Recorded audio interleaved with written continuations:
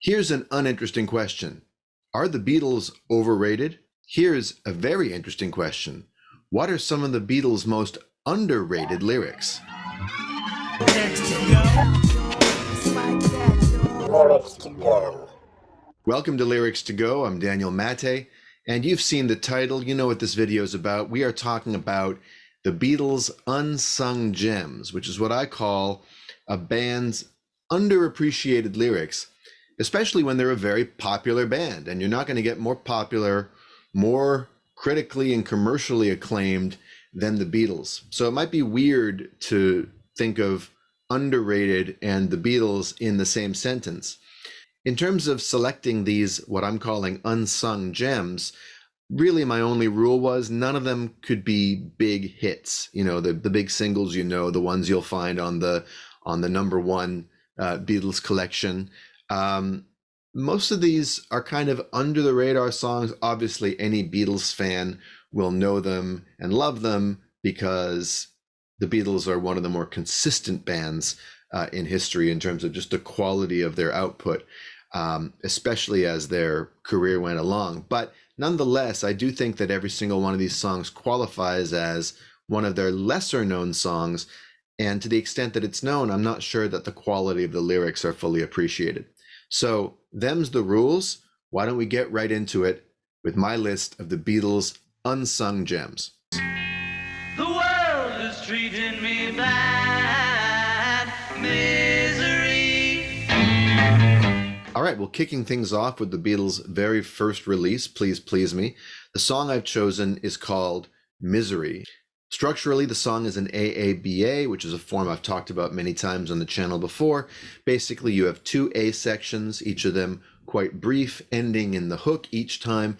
Then you have a contrasting B section. In this case, it's just 2 lines long. And finally, to cap it off, a final A section. But before the first A, the song actually starts out over a held chord with its hook, which is, "The world is treating me bad, misery." And I love a song that just starts out right away with the title, with the hook. It draws you right in and, gets off to a running start. The rhyme scheme and the format couldn't be simpler. I'm the type of guy who never used to cry. The world is treating me bad, misery. That's one A section. Then I've lost her now for sure. I won't see her no more. It's gonna be a drag, misery. Notice how bad and drag in the same places in the 2 first A's are meant to rhyme with each other. And that's a nice little attention to detail. Then we have a nice little bridge, which is very simple and appealing. I remember all the little things we've done. She remembered you missed her only one. Then we're in the home stretch and they decide to keep the momentum going with "Send her back to me, because everyone can see without her I will be in misery." And I really like it when a lyricist or lyricists take the hook and they create a full sentence out of it leading into it, especially once we're used to it. So "without her I will be in misery," complete sentence with the rhyme there on the B to the C to the me. Great little tune.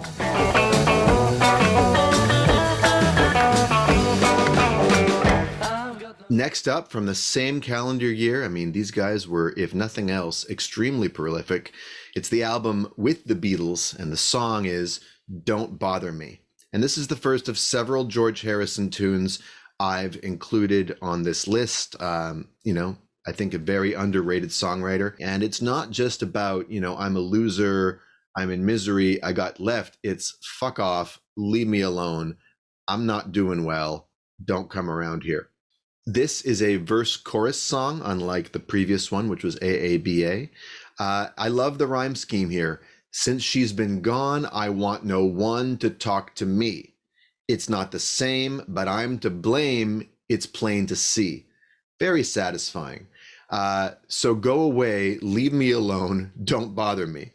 Just fantastic, very pithy, gets right to the heart of how this guy is feeling. Second verse, I can't believe that she would leave me on my own. It's just not right when every night I'm all alone. This is a harder trick to pull off than it sounds. You've got the main rhyme, own and alone, but then you create a rhyme scheme where an internal rhyme, I guess, builds up to it. So I can't believe that she would leave me on my own. You only have 4 syllables there, me on my own, to get from the word leave to your, what I'm going to call the main rhyme. It's just not right when every night I'm all alone. You don't have a lot of space there. And when you're trying to create a complete sentence, it takes some real puzzle type thinking to make that work. And George does it effortlessly here.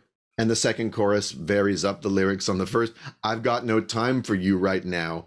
Don't bother me. So instead of go away, leave me alone, which are 2 separate sentences, you got, I got no time for you right now. Don't bother me, a full statement.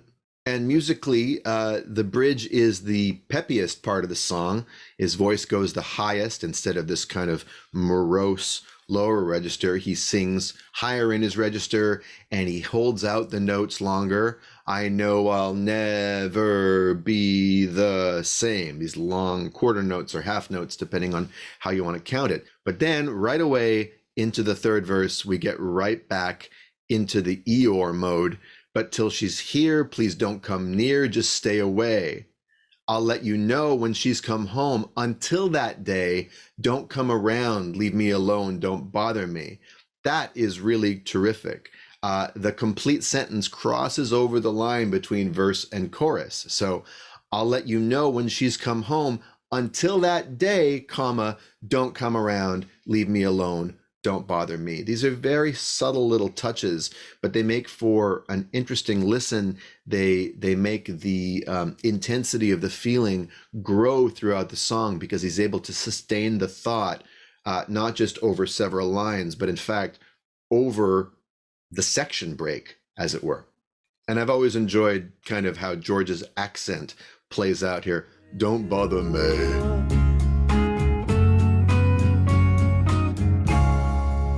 Well, speaking of lyrics that contain complete sentences that stretch themselves out over different musical phrases, the next song is from their smash album, A Hard Day's Night, and the song I picked is called If I Fell. Now, this is a classic AABA song, and it has a feature that many AABA songs from the golden era of musical theater and American songwriting had, which is a verse intro.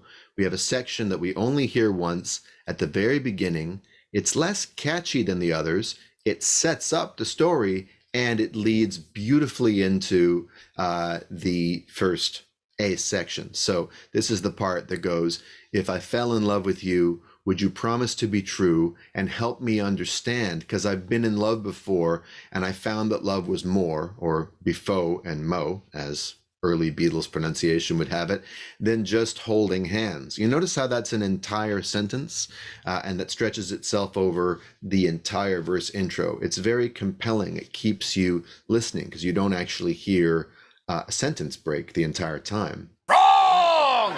It's actually 2 sentences. There's a question mark in there. If I had to sum up this lyric in one word, it's caution. There is a real hesitant quality to this lyric. The rhyme scheme is more sophisticated than it might appear. If I give my heart to you, I must be sure from the very start that you will love me more than her.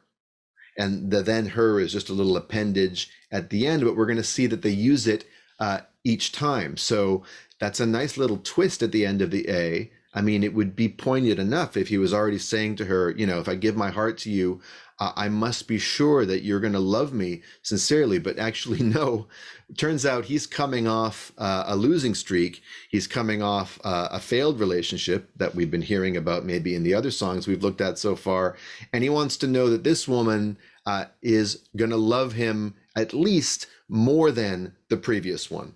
I suppose it could actually be the current one. The lyric doesn't really specify that that old relationship is exactly over. And if we know anything about John Lennon, I don't know if it was him or Paul who came up with the idea for this lyric to begin with, but knowing John, could well have been a kind of overlap going on. The second A, as a good second A does, is going to develop the idea further while following the same melody, lengths of the lines, and rhyme scheme. If I trust in you, oh please, don't run and hide. If I love you too, oh please, don't hurt my pride like her. And once again, we have a sentence stretching over the section break. You can actually hear a comma after don't hurt my pride like her, comma, B section, because I couldn't stand the pain. And I would be sad if our new love was in vain, period. Only there does the sentence complete itself. Something really funny happens in the third A, which I'd never really noticed, but it's kind of twisted. So I hope you see that I would love to love you, and that she will cry when she learns we are two. Well, what does that have to do with anything? I hope you see that I really want to be in a relationship with you, and I also hope you see that that bitch is gonna be really hurt when she finds out about us. It's a little petty, guys. Next, also from the year 1964, the album Beatles for Sale, with a very morose-looking cover. We have the song I'm a Loser. Do you see a theme developing in their early work, at least in the songs that I've picked? This is a straight-up verse-chorus song. It doesn't even have a bridge. In the first verse, he just sets up what a big deal this all is. Of all the love I have won and have lost, there is one love I should never have crossed. She was a girl in a million, my friend. I should have known she would win in the end.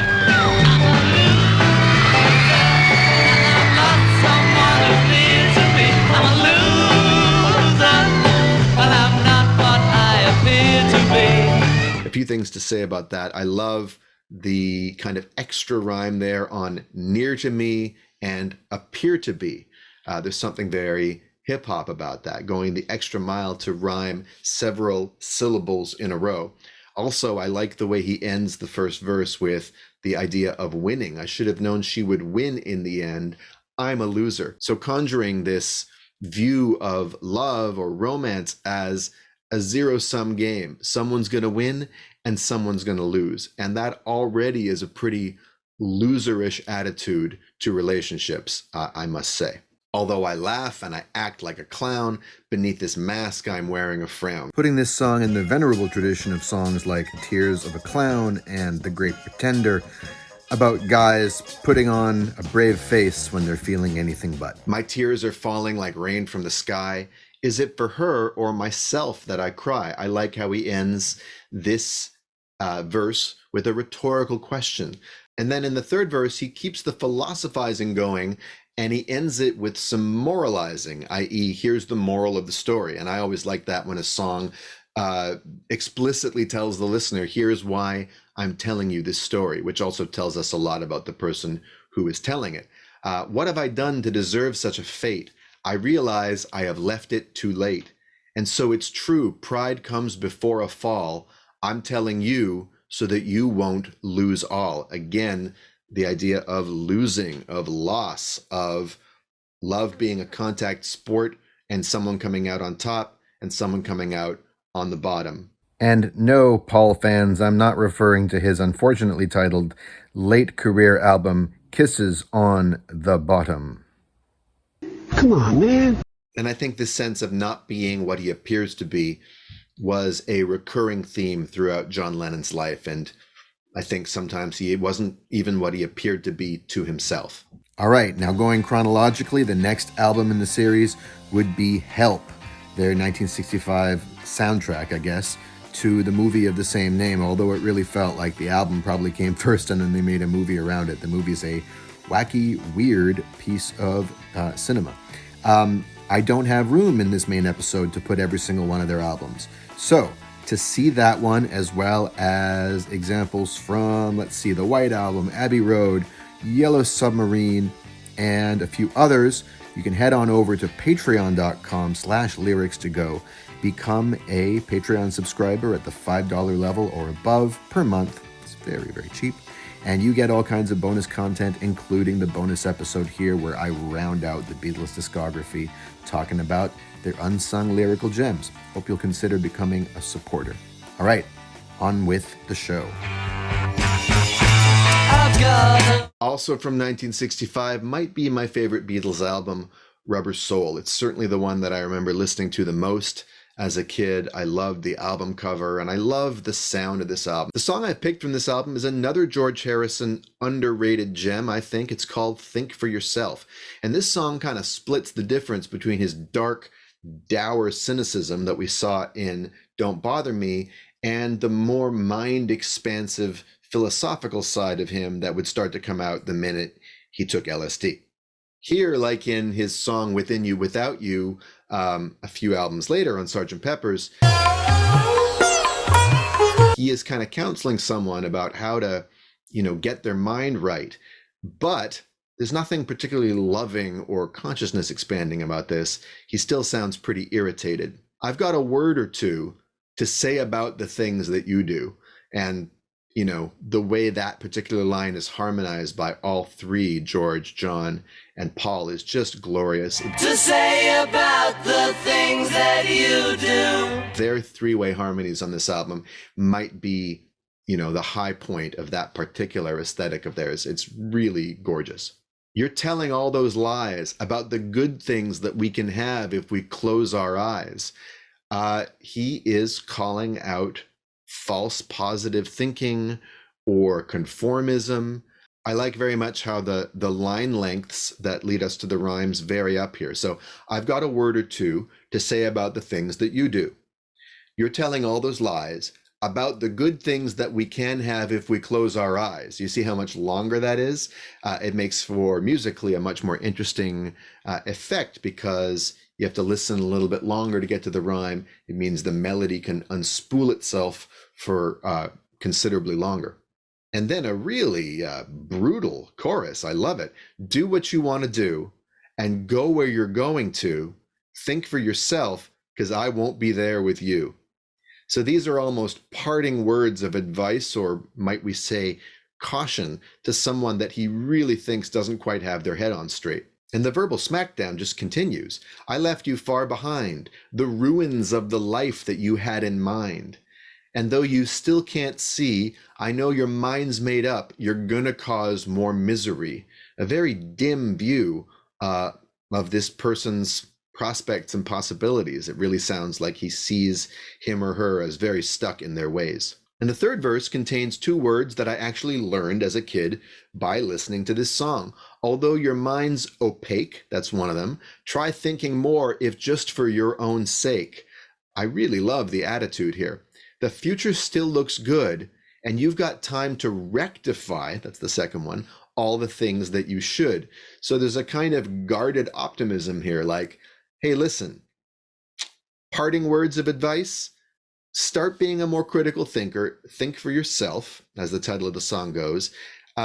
You're kind of fucked, but hey, the future still looks good. You've still got a narrow window of opportunity to make things right where you have made things wrong in the past. And yeah, this whole notion of I'm giving you this advice and then I'm going to say peace out. I won't even be around to see whether or not you follow my advice. Think for yourself, 'cause I won't be there with you. Vicious. For the benefit of... Next up is one of my favorite Beatles songs. I definitely think one of their most underrated ones, but it's off in some ways their most famous album, Sgt. Pepper's Lonely Hearts Club Band, and the song is called Being for the Benefit of Mr. Kite. And of course, the famous story behind this song is that most of the lyrics came from a poster for a circus from the 19th century, a circus that was appearing on the outskirts of Manchester. And John Lennon discovered it and adapted it brilliantly, I think, into a really fun song. For the benefit of Mr. Kite, there will be a show tonight on Trampoline. The Hendersons will all be there, late of Pablo Fanke's fair. What a scene. The next line, what we could call sort of the third quarter of each A section, is just a long run-on sentence with no rhymes in it at all, which is a lot of fun. Just means, John can just throw in a whole lot of exciting details of the advertisement, or advertisement, I guess I should say. Over men and horses, hoops and garters, lastly through a hogshead of real fire. In this way, Mr. K will challenge the world. Doesn't sound like there's any rhymes there either, but there are. And I just realized this in the rhyme scheme each time in the very last line of the verse. In this way, Mr. K will challenge the world. And we will see that repeated in the final line of the second and third verses. So then the celebrated Mr. K performs his feat on Saturday at Bishopsgate. The Hendersons will dance and sing as Mr. Kite flies through the ring. Don't be late. Mrs. K and H assure the public their production will be second to none. There's that second to last line of the A, which again is just sort of a long, erudite sentence.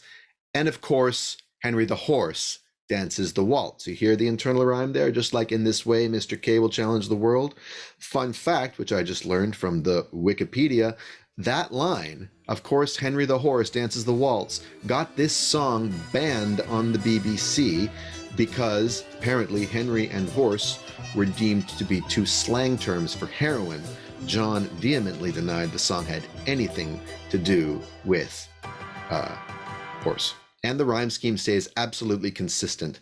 So there's just a cheekiness and a literacy to this. I mean, you would think that when the band went kind of drugged out, they might get sloppy with the lyrics, but if anything, they got tighter and wittier.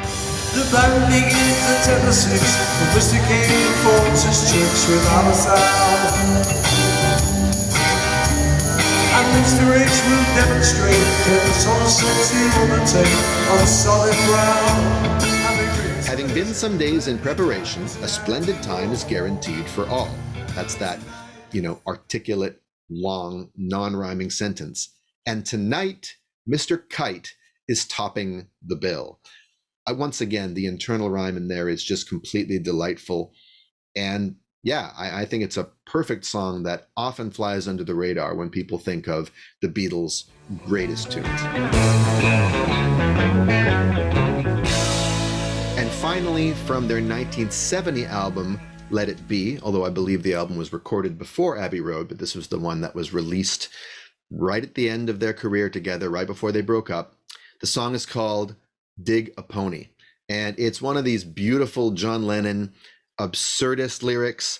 On the surface, it means nothing, but it's just tremendously fun to listen to. I always savor every word whenever I hear it, and that's been the case ever since I was a kid. In some ways, the lyric owes a debt to All You Need Is Love, which is full of all these kind of paradoxes, right? There's nothing you can do that can't be done. There's nothing you can sing that can't be sung. These sort of paradoxical pairings, which is something that Chris Cornell from Soundgarden, I think, really learned from John Lennon. He does that all the time, as I discussed on my Soundgarden live stream from a couple of months ago.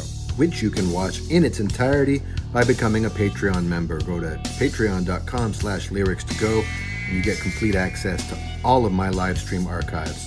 And there's a whole bunch of them. Here, the lyric is structured in a really interesting way. Starts off with a kind of inscrutable statement, I dig a pony. Later he says, I do a road hog. I pick a moondog. I roll a stony. I guess that might be a joint. Now, you'd never pick this up unless you were looking at this on the screen or on the page. I didn't see it until now. But there's a kind of inherent but hidden rhyme scheme in those initial short statements, an ABBA rhyme scheme. So I dig a pony, I do a road hog, I pick a moondog, I roll a stony. Again, they're spread out across, 2 verses and at least a minute and a half of music. So there's no way you'd actually pick it up orally, but looking at it visually, it's kind of cool to notice. I rode a lorry, which I think is British English for truck. Why can't the English learn to speak? Just kidding, Brits. Lorry, cool word. But then after those kind of standalone statements, which make no sense on their own, but have a certain self-assertive vibe to them, he launches into a kind of philosophical offering. He says, well, you can celebrate anything you want. Yes, you can celebrate anything you want. Well, that's pretty straightforward. Obviously, you can. Well, you can penetrate any place you go.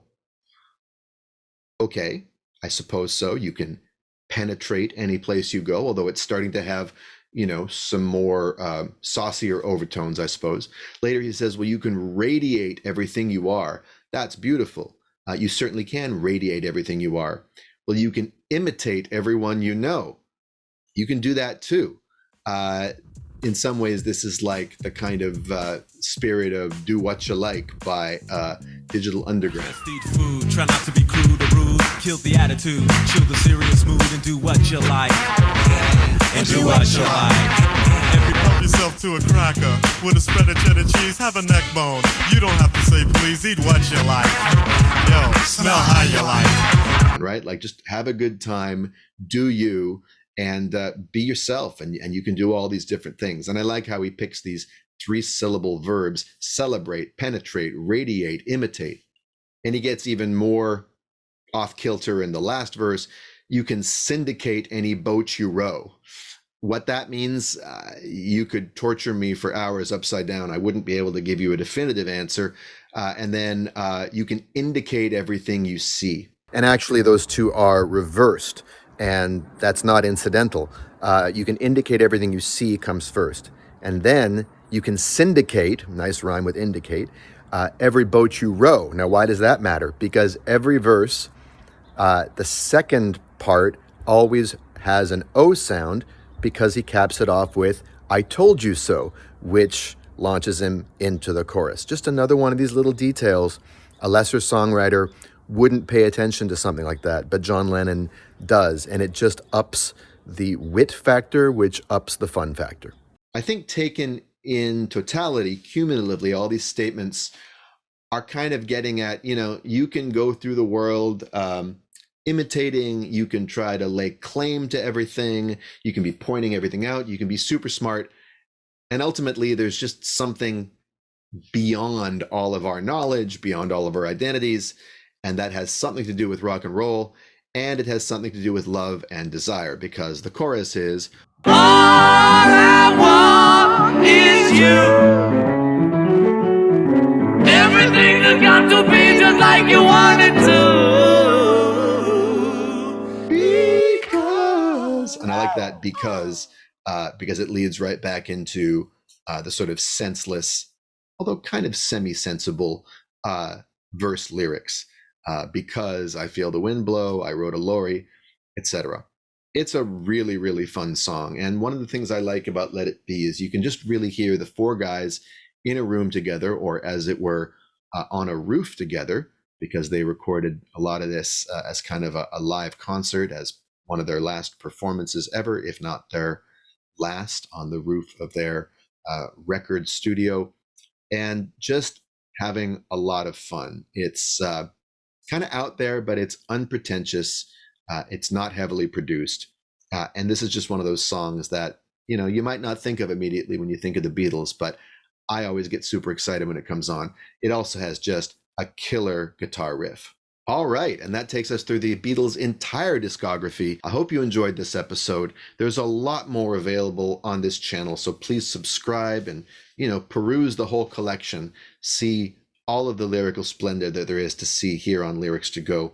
You can also become a Patreon subscriber and get a whole lot more content, bonus episodes, including the completion of this episode with songs from Revolver, Magical Mystery Tour, The White Album, Abbey Road, and a couple of others. Early access to every episode, infinite replays of my live streams, custom playlists, and a whole bunch more. So I hope you'll check that out at patreon.com/lyrics to go. For now, I am Daniel Maté saying I've got lyrics to go, and they are fab. And now you are too.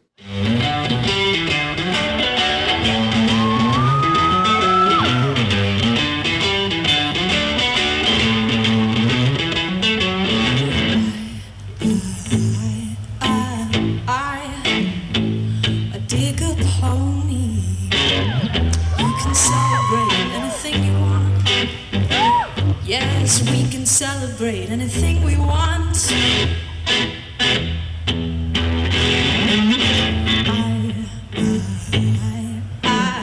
I pick a road hard. We can indicate anything we see. Yeah, we can indicate anything we see. I told you so. All I want is you. Everything's gotta be just like you want it to.